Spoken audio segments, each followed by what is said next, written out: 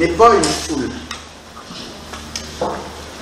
Une église n'est pas un rassemblement de gens qui ne se connaissent pas, des gens qui finalement sont indifférents aux autres qui sont présents, qui se saluent mais vraiment le minimum.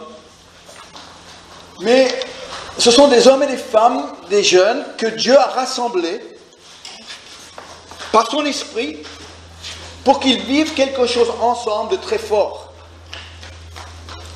Et aujourd'hui, c'est pas juste de dire faire des réunions, mais c'est de vivre une vie d'église qui fait que nous sommes véritablement des membres d'un corps, des membres d'une équipe qui fonctionne ensemble pour la gloire de Dieu. Est-ce que vous êtes d'accord avec ça? Oui, amen. On ne lit pas la même Bible si vous n'êtes pas d'accord.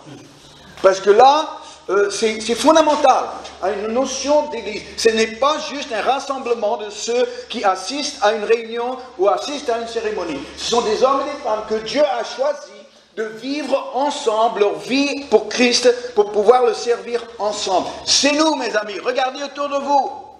Ce que vous avez, c'est choisi par Dieu. Et si vous êtes là, vous avez fait, vous, un choix, mais Dieu a fait un choix, vous concernant, pour être ici. Donc la notion d'une équipe est très importante. La semaine dernière, eh bien, on a parlé de l'équipe du paralytique. Vous vous souvenez, le paralytique et son équipe de 4 hommes qui l'ont porté jusqu'à Jésus. La semaine d'avant, on a abordé la question de Moïse et son équipe. Et ce matin, j'aimerais vous parler de Jésus et son équipe. Alors, on va lire un premier verset pour nous introduire, pour nous présenter l'équipe rapprochée de Jésus. Vous allez penser qu'il y en a 12, eh bien non, il n'y en a pas 12, il y en a 3. Et donc, ici, 6 jours après, Jésus prit avec lui Pierre, Jacques et Jean, pas les autres. Il a pris Pierre, Jacques et Jean, qui faisaient partie des 12, mais Pierre, Jacques et Jean faisaient partie de la garde rapprochée de Jésus, qui ont vécu des choses avec Jésus que les autres n'ont pas vécu avec lui. 6 jours après, Jésus prit avec lui Pierre, Jacques et Jean, son frère, et il les conduisit à l'écart sur une haute montagne. Quand vous commencez à comprendre les équipes qu'on retrouve dans la Bible, on découvre qu'il n'y a pas une équipe plus incompétente, faite de nuls, que l'équipe de Jésus. C'est incroyable. On aurait pensé que l'équipe de Jésus, ce serait la plus performante, qui aurait choisi vraiment le top des tops. Il aurait choisi des gens qui étaient irréprochables, qui sortaient du lot, qui étaient tête et épaules au-dessus des autres. Et pourtant, la réalité, c'est qu'on retrouve cette équipe, Pierre, Jacques et Jean, vraiment une équipe de compétents, incompétents, que jamais une agence de recrutement aurait choisi pour Jésus. Et Jésus les a choisis. En fait, des 3, Pierre, Jacques et Jean, il n'y a que Jean, dans les évangiles, qui commence à montrer son potentiel vers la fin des évangiles. Mais tout au long de l'évangile, même Jean, franchement, il serait disqualifié de la plupart des équipes. Dans le cas de Pierre, prenons Pierre. Pierre vit un parcours difficile pendant les évangiles. Et ce qui est étonnant, c'est que le Pierre qu'on a dans les évangiles, ce n'est pas du tout le Pierre qu'on a dans les actes des apôtres. Ce sont 2 personnes totalement différentes. À partir de Acte 2, la Pentecôte, tout d'un coup, on découvre un Pierre qui n'est pas celui qui était imprévisible, qui était capable de dire les plus grandes bêtises, qui répondait mal, qui faisait des choses. Oh, il y a eu de temps en temps quelque chose de bien qu'il a dit ou qu'il a fait. Mais franchement, Jésus a dû le reprendre parfois même sévèrement. Mais ce Pierre-là, on n'en parle plus dans le Nouveau Testament, à partir des actes 2. Tout d'un coup, on découvre un Pierre qui est rempli d'autorité, qui est rempli de la puissance de Dieu, qui est une des colonnes de l'Église, qui est un ministère de miracles. Mais ça transparaît pas du tout dans les évangiles. on prend Jacques. S'il y a une personne qui n'avait vraiment pas sa place dans l'équipe de Jésus, c'est Jean. C'est Jacques. Parce qu'avec sa mère, ils se sont mis d'accord pour essayer de convaincre Jésus de réserver la place à sa droite dans le royaume des cieux. Vous voyez, celui qui a une ambition personnelle, eh bien, lui, il se disqualifie tout de suite d'un travail d'équipe. Parce que l'équipe, ça ne compte pas pour lui. La seule chose qui compte, c'est sa place à la droite de Jésus dans le royaume. Le Jacques qu'on a dans les évangiles, c'est quelqu'un qui avait suscité la colère des autres disciples. Quand les autres disciples, ils ont appris qu'il y a eu ce coup de promotion, de autopromotion de Jacques et sa mère, et bien, et puis Jean aussi était dans le coup, et bien les autres disciples, ils n'étaient pas contents, et donc, quelque part, il y avait des réelles tensions dans l'équipe des apôtres, dans les évangiles. Mais quand on va dans les actes des apôtres, Jacques devient le chef de l'église de Jérusalem, un homme avec une très grande sagesse, qui est respecté de tous les ministères et de toute l'église. Alors, le Jacques des évangiles, c'est plus le Jacques des actes des apôtres. Alors, qu'est-ce qui s'est passé? Et Jean, avec son frère Jacques, c'était pas terrible parce que lui, il était aussi dans le coup avec ses coups de colère et puis il voulait tuer un village de Samaritains parce qu'ils ont été repoussés une fois et donc Jean était là-dedans aussi. Il était dans le coup avec cette notion de saisir une place à la droite de Jésus. Lui, il était dedans. Mais vers la fin des évangiles, on découvre un Jean qui a la tête reposée sur la poitrine de Jésus au dernier repas. Il devient le disciple que Jésus aimait. Il est le seul des disciples qui est devant la croix. Donc là, on voit déjà le changement chez Jean par rapport à ce qu'il est au début. Mais pourquoi est-ce que Jésus a choisi Pierre, Jacques et Jean, ces incompétents? Eh bien, la réponse est simple. Parce qu'il a vu leur potentiel. Il ne les a pas vus en fonction de ce qu'ils étaient pendant les 3 ans que Jésus était sur la terre, des 3 années où le relationnel avec même sa propre équipe était difficile, mais il a vu au-delà de la Pentecôte, il a vu au-delà des évangiles, il a vu jusqu'aux actes des apôtres, il a su ce que Pierre allait devenir, il a su ce que Jacques allait devenir, il a su ce que Jean allait devenir, et il sait ce que toi tu vas devenir. Est-ce que vous m'entendez? Il sait ce que tu vas devenir. Toi, tu ne le sais pas, parce que toi, tu es juste devant le miroir, tu connais la réalité de ta vie aujourd'hui, tu connais les défis, les difficultés, les échecs, les erreurs, et tu es là-dedans, et puis ça semble presque une condamnation. Si tu es comme ça aujourd'hui, tu le seras toujours. Mais non, j'aimerais vous dire que ce n'est pas le cas, parce que Jésus, il te recrute en fonction de pas ce que tu es aujourd'hui, mais ce qu'il voit ce que tu vas devenir. Amen. C'est encourageant pour tous les nuls, hein? Non, mais s'il y a des nuls ici ce matin, c'est encourageant. Il n'y a certainement pas de nuls. Mais si tu te vois un nul, Farid, tu es un nul, toi? Ben moi, je suis un nul aussi. Donc il y a de l'espoir pour nous deux. Hein? C'est bien. Pour les autres, je ne suis pas trop sûr, mais pour nous, au moins, il y a de l'espoir. Ben oui. Ah, oui. C'est surprenant ce que Dieu peut faire avec une vie. C'est vraiment... Je reste émerveillé de ce que Dieu peut faire avec une vie. La première église dont j'étais pasteur à l'âge de 23 ans.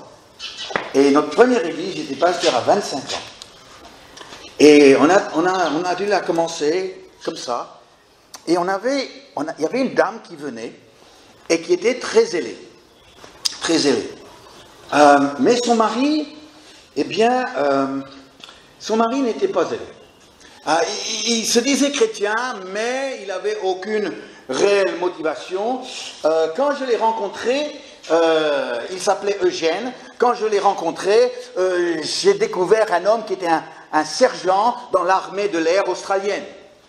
Et en peu de temps, après l'avoir rencontré, il a pris sa retraite, parce qu'on peut prendre la retraite assez tôt, et il a pris sa retraite, et puis il a monté une petite entreprise de réparation de télé, et puis il se disait chrétien, mais franchement, il n'était pas un exemple pour sa famille.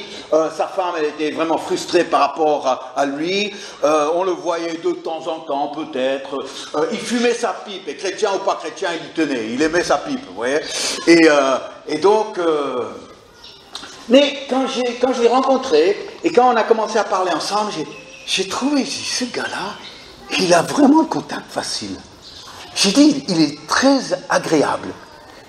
Et effectivement, tout le monde s'entendait bien avec lui. Il passait bien partout. Il était un bon gars, vraiment un bon gars. Et donc, j'ai dit, moi, je vais me lier de l'amitié avec lui, et on va voir ce qui peut se passer. Et un jour, eh bien, on s'était mis d'accord. Il aimait beaucoup jouer aux échecs. Moi, je me servais de tous les prétextes pour passer un moment avec lui. Alors, il a dit, Vincent, tu joues aux échecs? Je dis, peut-être plus au Scrabble que les échecs, mais si tu veux, on prend une partie. Alors, il est venu me voir. Tu vois. Alors, lui, il m'avait bien expliqué que le Saint-Esprit, c'était pas pour lui. Hein. Et donc, il est venu, et puis ce jour-là, quand finalement il est venu me voir pour faire cette partie d'échecs, et puis il était grippé, il était vraiment pas bien, il était pas bien. Je dis, oh là là, Eugène, écoute, je vais prier pour toi si tu veux. Oh, oui, je demanderai pas mieux parce que je me sens pas très bien. Et alors on était assis sur le canapé à la maison, et puis je commence à prier avec lui, et puis il est affaibli, donc sa résistance est plus bas, tu vois. Sa résistance au plus bas. Alors je dis, c'est une occasion. Et alors je prie avec lui, et je dis, oh, la présence de Dieu est là, Eugène, la présence, Saint-Esprit est là, Saint-Esprit est là, oh, Saint-Esprit, reçois-le. Et qu'est-ce qui se passe? Il est reçu, et il commence à parler en langue. Et il s'entend, et il dit, je suis même pas sûr que j'y crois. Je viens de recevoir quelque chose auquel je suis pas sûr de croire. En tout cas, ce jour-là, il a reçu le Saint-Esprit, et il était feu et flamme. Sa femme le voyait, le regardait, et il ne reconnaissait plus son mari. Quelque part, elle s'était habituée avec un mari démotivé. Ouais, elle était bien dans cette situation. Tout d'un coup, c'est le mari qui part comme une flèche. Et après plusieurs mois où il ne reculait pas, et maintenant je voyais que toute cette richesse dans sa personne commençait à s'exprimer, mais avec vraiment pour la gloire de Dieu. J'ai parlé avec lui un jour, et j'ai dit, écoute, Eugène, j'aurais besoin d'un pasteur adjoint. Qu'est-ce que t'en penses? Il m'a dit, moi? J'ai dit, toi. Si tu penses, mais tu penses, écoute, avec ce que je suis, ce que j'ai fait. Mais... Non, j'ai dit, je sais ce que je fais là. Et alors, il a accepté. Son problème, c'est qu'il était très bon sur le point du contact pastoral. Les gens aimaient aller le voir, et puis lui faisait des visites, et puis il était le meilleur ami de tout le monde. Vous savez, il y a des gens comme ça. Il était le meilleur ami de tout le monde. Et sur le plan pastoral, il était une vraie force dans l'église. Le problème, c'est que la prise de parole en public, il était vraiment mauvais. Il était mauvais. Quand il se levait, il balbutiait, il ne savait pas faire des annonces, il ne pouvait même pas donner un témoignage, ça n'allait pas. Alors quand j'ai vu ça, j'ai dit, ça va vraiment porter défaut pour le ministère, ça, parce que le ministère, c'est aussi prêcher, c'est aussi annoncer, c'est déclarer, c'est prier en public. Alors j'ai dit, tu sais, Eugène, il faut vraiment qu'on travaille ça, hein, vraiment qu'on travaille ça. Alors j'ai dit, écoute, ce que je te propose, c'est que toutes les semaines, parce qu'il était à plein temps à côté de moi, et toutes les semaines, eh bien, tu prépares un message de 20 minutes, et le vendredi après-midi, on va à la salle, tu te mets derrière le pupitre, moi je me mets au premier rang, et tu me prêches ton message pendant 20 minutes. La peur, la saisie, son visage, déconfit. C'est la manière harde, je sais, mais on n'a pas le choix. Il faut que tu apprennes vite. C'était traumatisant, le pauvre. C'est il y a 38 ans de ça. Il est toujours traumatisé par ça. Il aime donner son témoignage. Comment je l'ai traumatisé les vendredis après-midi en écoutant ces messages. Sauf que Eugène, eh bien, il a continué à poursuivre. Il est devenu un pasteur, d'abord mon adjoint, ensuite d'une église à titre personnel en Australie, d'origine hongroise. Il y a des portes qui sont ouvertes en Hongrie. Il a fait un premier voyage. Et voyage après voyage, année après année, les portes en Hongrie s'ouvraient pour lui. Et aujourd'hui, il exerce un ministère apostolique dans tout le pays, où il forme des centaines de pasteurs. Et il est respecté dans tout le pays. Il est là actuellement. Un autre pasteur ami d'Australie est allé avec lui pour voir l'étendue de l'œuvre. Il m'a envoyé un message. Il dit, c'est incroyable le boulot qu'il a fait en 25 ans. Qui l'aurait cru? Quand il était là, assis, en disant, je ne suis pas sûr que j'y crois, en fumant sa pipe. Mais on ne peut pas imaginer ce que Dieu peut faire avec une vie. Et c'est pour ça que Pierre, Jacques et Jean, Jésus a pris les plus incompétents pour les propulser, pour qu'ils soient des véritables miracles, de choses que l'homme ne peut pas faire, mais que Dieu peut faire avec un homme. Eh bien, il allait transformer ces trois hommes en des piliers de l'Église, des véritables fers de lance pour l'évangile de Jésus-Christ dans les actes des apôtres. Comment l'a-t-il fait? Il l'a fait en les amenant, juste les trois, dans trois endroits différents. Dans trois endroits dans les évangiles, on découvre que Jésus a pris avec lui Pierre, Jacques et Jean, et pas les autres. Le premier se trouve dans Luc chapitre 8, verset 51. Je n'ai pas mis le verset, mais il est là quand même. Lorsque, je ne sais pas comment, il était sur la liste? Oui, tout à fait. Oui, ah bon, écoute. Lorsqu'il fut arrivé à la maison, il ne permit à personne d'entrer avec lui, si ce n'est à Pierre, Jean et Jacques, et au père et la mère de l'enfant. Il s'agit là d'une fillette de 12 ans qui est morte, dans la maison de Jairus. Et ici, Jésus va la ressusciter. Il savait exactement ce qu'il allait faire. La foule était là, des gens dans le deuil, en train de pleurer, c'était des larmes, des cris, des douleurs, très, très expansifs. Jésus a viré la foule. Jésus a pris avec lui la mère et le père de l'enfant. Ils sont rentrés avec juste son équipe, Pierre, Jacques et Jean. Il voulait que Pierre, Jacques et Jean voient la puissance qu'il avait sur la mort. Parce que ça allait les marquer pour qu'ils comprennent qu'ici, ils n'avaient pas juste affaire à un autre rabbin qui disait des belles choses, qui avait une certaine sagesse. Mais ici, ils avaient affaire à celui qui avait la puissance sur la mort, qui allait ouvrir la vie éternelle à tous ceux qui allaient passer par lui. Et là, Jésus, se tournant vers cette fille, eh bien, la ressuscite. La deuxième fois, c'est dans Matthieu 17, versets 1 et 2. On a commencé avec ce verset. Matthieu 17, les versets 1 et 2. Et là, est-ce qu'on l'a celui-là? Non, on ne l'a pas. Si on peut revenir en arrière. Et donc, le verset 2, si tu peux me le donner aussi, le temps de la suite. d'être dessus. 6 jours après, Jésus prit avec lui Pierre, Jacques et Jean, son frère, et il les conduisit à l'écart sur une haute montagne et dit, où est le roi des Juifs? Non, c'est pas ça. 17.2. En tout cas, il les amène sur une montagne. Et sur cette montagne, Jésus allait être transfiguré. Vous avez vu ça dans les évangiles? Jésus allait être transfiguré devant leurs yeux pour qu'ils voient sa gloire. Quelle expérience ça a dû être.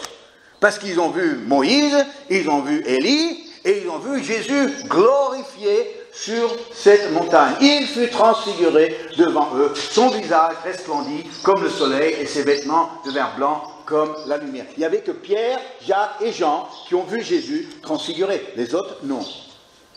La troisième fois que Jésus va prendre son équipe, Pierre, Jean et Jacques et Jean, eh bien, c'est dans le jardin de Gethsémane.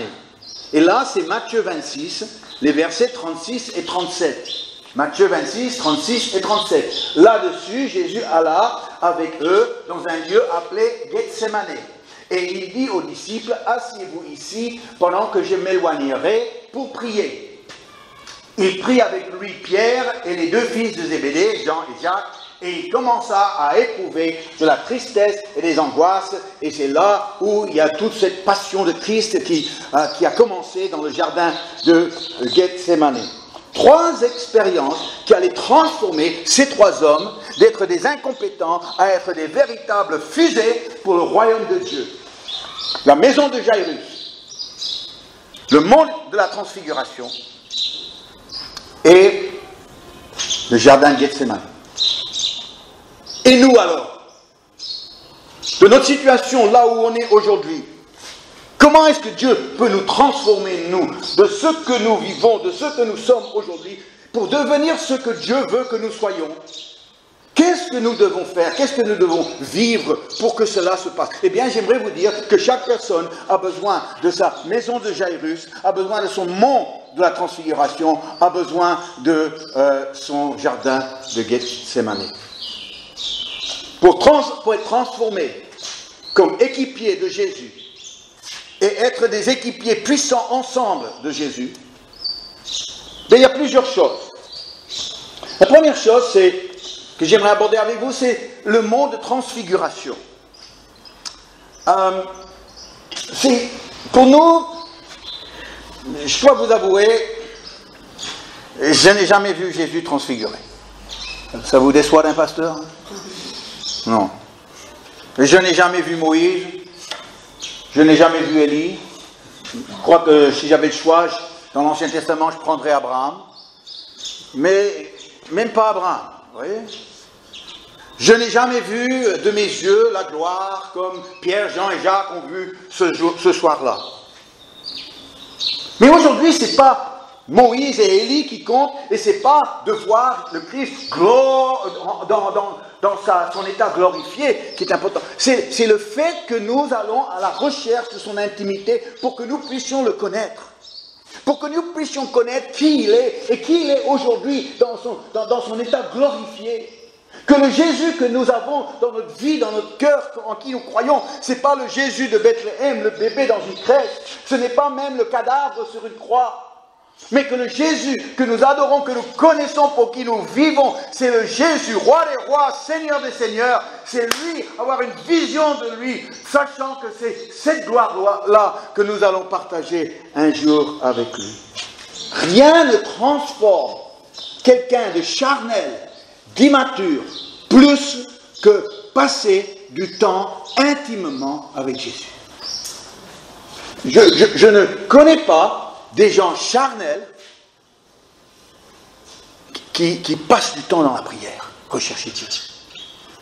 C'est le fait qu'on le fait que nous aurons une expérience personnelle, une communion avec Dieu. Parce que la prière, c'est ça. La prière, c'est pas « Seigneur, s'il te plaît, bénis ça. S'il te plaît, règle ça. Seigneur, s'il te plaît, guéris ça. » Non, la prière, c'est la recherche de la personne de Dieu, la communion avec une personne vivante qui aime et qui demande à être aimée.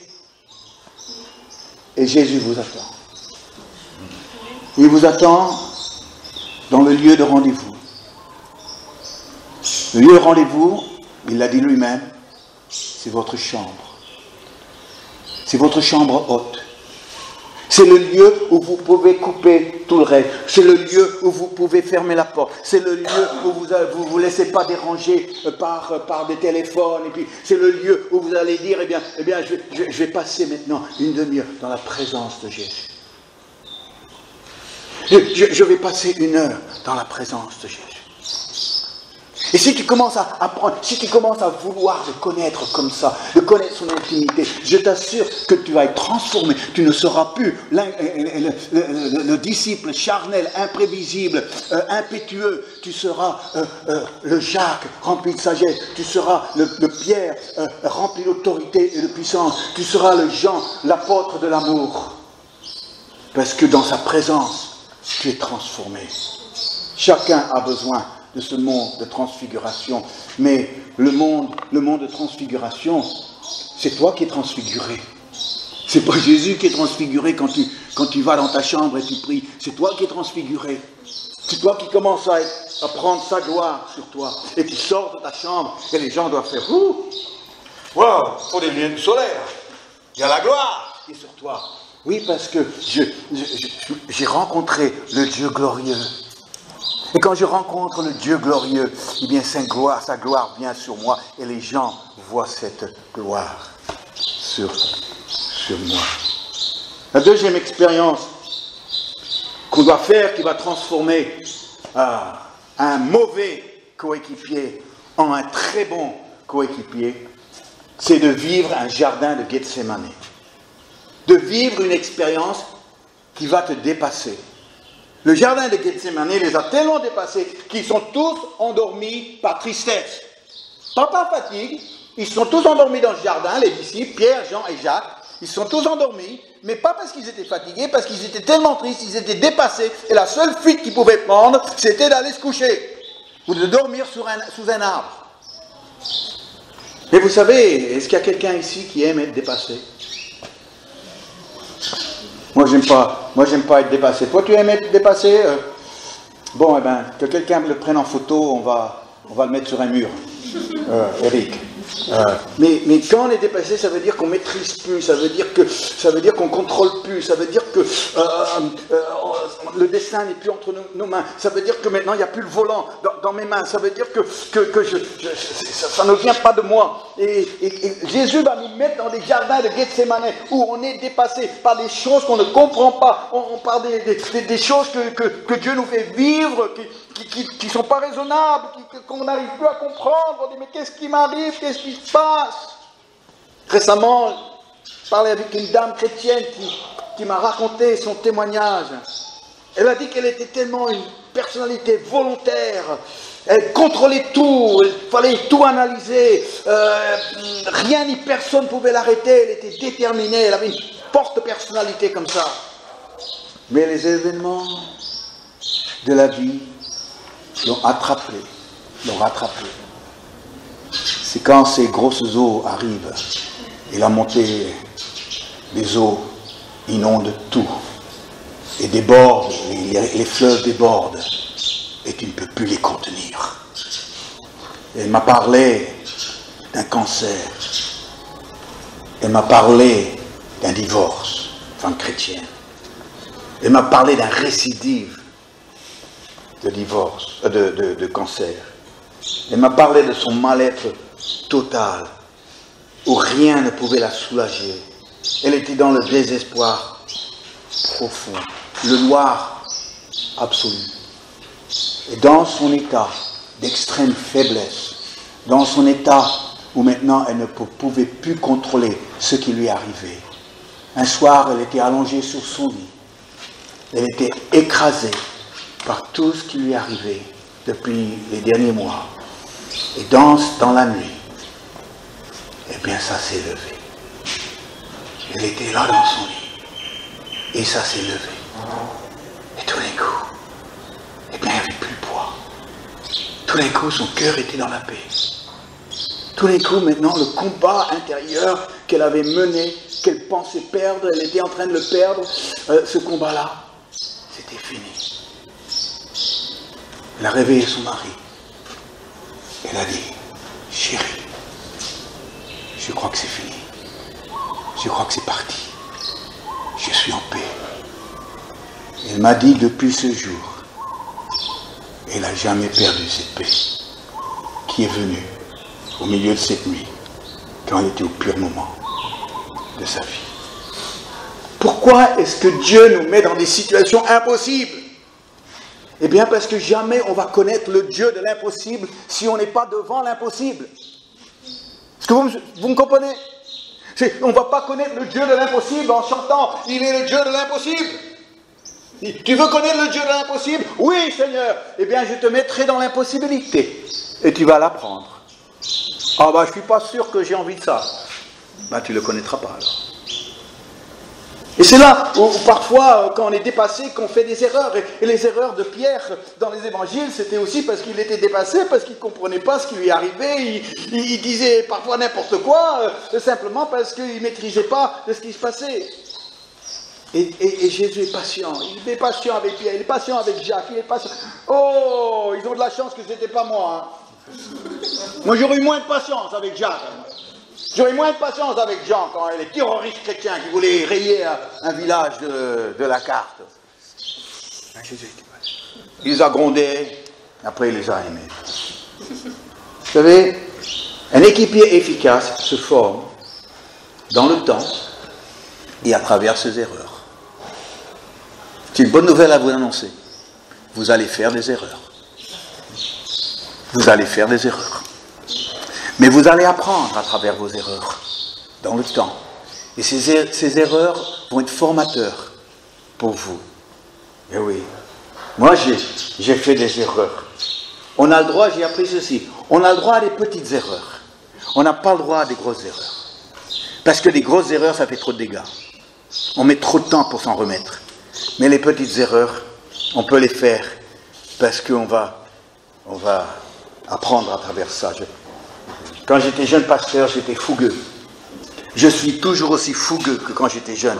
Sauf que maintenant, j'ai un peu plus dans la tête. Sauf que maintenant, j'ai un peu plus de sagesse.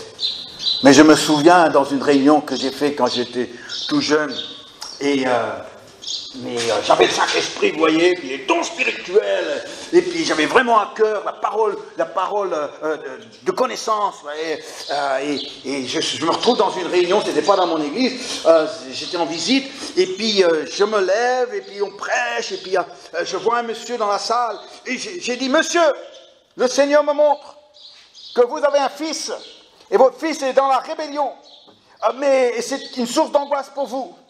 Mais le Seigneur me montre que si vous remettez votre fils entre ses mains ce soir même, eh bien, il va pouvoir agir dans son cœur. Est-ce que vous comprenez ce que je vous dis, monsieur? Et il m'a regardé, il m'a dit, vous me parlez à moi? J'ai dit, oui, monsieur, à vous. Et il m'a dit, j'ai pas de fils. Je suis même pas marié, il m'a dit.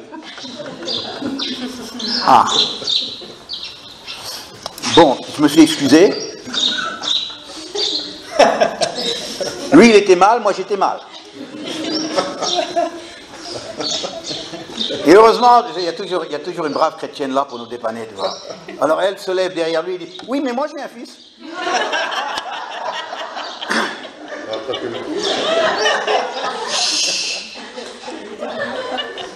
J'ai appris maintenant que dans une situation comme ça, j'ai dit, monsieur, est-ce que vous avez un fils? On fait des erreurs. Ce n'est pas des mauvaises erreurs, on n'est pas mal intentionné, mais on fait des erreurs. Est-ce que vous n'avez pas fait des erreurs, vous? Et vous allez en faire encore. C'est la bonne nouvelle de la matinée. Mais à travers ces erreurs, eh bien, vous allez vivre au jardin de Gethsémane. Et ce jardin de Gethsémane va vous apprendre à faire confiance au Dieu de l'impossible. Parce que quand tu te vois dans tes erreurs, tu dis c'est impossible que Dieu fasse quelque chose avec moi. Et tu dis maintenant que tu es arrivé à ce point-là, maintenant le Dieu est impossible, il peut commencer à agir. Mais quand dans ton cœur tu dis, écoute, Dieu il a plutôt de la chance de m'avoir à son côté. C'est pas bon ça. C'est pas bon. Alors, moi je peux vous dire, Jésus ne m'a pas rayé. Il dit, Esterman, il a fait une bêtise, une grosse bêtise avec cet homme dans cette réunion. Maintenant, je le raye, celui-là, j'en veux plus. Ah ben non, il a dit, tu te sens mal? Tu ne vas pas l'oublier, celle-là. Effectivement, je ne l'ai jamais oublié. J'ai appris à avoir une approche un peu différente du John Wayne, du royaume de Dieu. On apprend à faire les choses un peu différemment. Pour gérer le fait qu'on peut se tromper et qu'on peut faire des dégâts, pensant faire du bien. Il était patient avec moi. Ça me permet, moi, de vivre mon jardin de Gethsémane et d'en sortir différemment. La troisième expérience qui va nous transformer, c'est la maison de Jairus. La maison de Jairus, on peut penser que c'est juste encore une résurrection. Il y en a eu quelques-unes dans les évangiles. Mais elle était importante pour Pierre, Jacques et Jean. Pour leur montrer que Jésus n'était pas juste un docteur comme les autres, il avait la puissance sur la mort. C'est cette expérience qu'ils ont commencé à comprendre qu'en suivant Jésus, il allait les conduire dans un monde où la mort n'existe plus. Il allait les conduire dans un lieu éternel, dans une vie éternelle. Aujourd'hui, eh bien, la mort, elle est partout, elle est sur toutes les pages de nos journaux. C'est quelque chose qui est là tout le temps autour de nous. Mais Jésus, celui qui a ressuscité cette fillette de 12 ans, devant les yeux de Pierre, Jacques et Jean, eh bien, nous avons aussi besoin de découvrir un Jésus qui nous propulse vers l'éternité. Nous ne sommes pas chrétiens juste pour ce que ça nous apporte ici sur cette terre. Nous ne sommes pas chrétiens pour le bien-être qu'on peut connaître. La paix, la joie, l'amour, des gens sympathiques, la sagesse, la parole de Dieu. Tout ça, c'est un plus, un énorme plus. Mais au cœur de ce que nous vivons avec Jésus, c'est la vie éternelle. Nous sommes appelés à un autre monde que celui-ci. Nous sommes appelés à une autre vie que celle que nous menons ce matin. Et quand nous comprenons que Jésus est celui qui ressuscite les morts, tu vas comprendre qu'un jour, c'est Jésus qui va te ressusciter toi. Et oui, parce que ce jour viendra. Si on dit, eh bien, on ne peut pas l'éviter, un jour, on va tous mourir, oui, mais un jour, on va tous ressusciter aussi. Et ça, quand tu comprends ça, eh bien, tu vis ta vie ici sur terre différemment, parce que notre Sauveur ressuscite les morts. Amen. L'apôtre Paul était un des coéquipiers de Jésus, qui a été transformé en homme spirituel, lui qui était un homme violent, lui qui était un homme religieux, lui qui était un homme qui pensant servir Dieu, faisait tout le contraire de ce que Dieu voulait. Et il a exprimé le jardin de Gethsémane, le mont de la transfiguration et la maison de Jairus dans un verset. Et c'est Philippiens 3, les versets 10 et 11. Regardez ce qu'il dit. Ainsi, je connaîtrai Christ et la puissance de sa résurrection et la communion de ses souffrances, en devenant conforme à lui dans sa mort, pour parvenir, si je puis, à la résurrection d'entre les morts.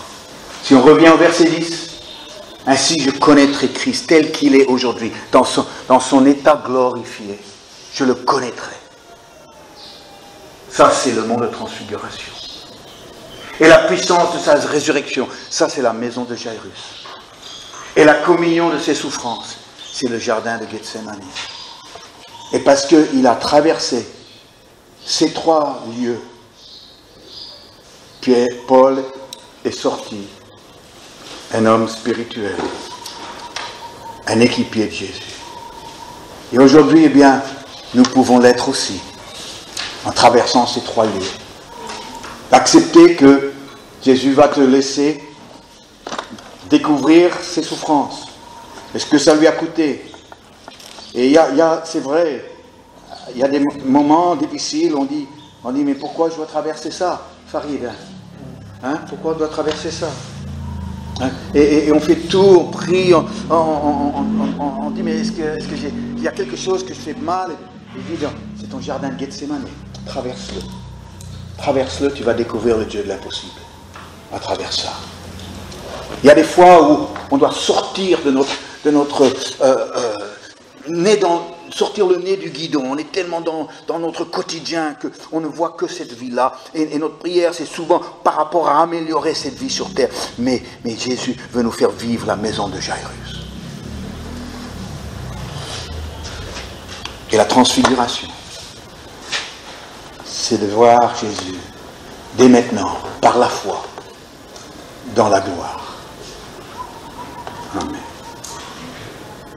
C'est ma prière pour chacun d'entre vous. Votre jardin de Gethsémane, désolé. Jairus, oui. Monde de transfiguration, oui. Et si vous acceptez, qu'est-ce que vous serez de l'autre côté? Qu'est-ce que vous serez de l'autre côté? Je vous invite à vous lever.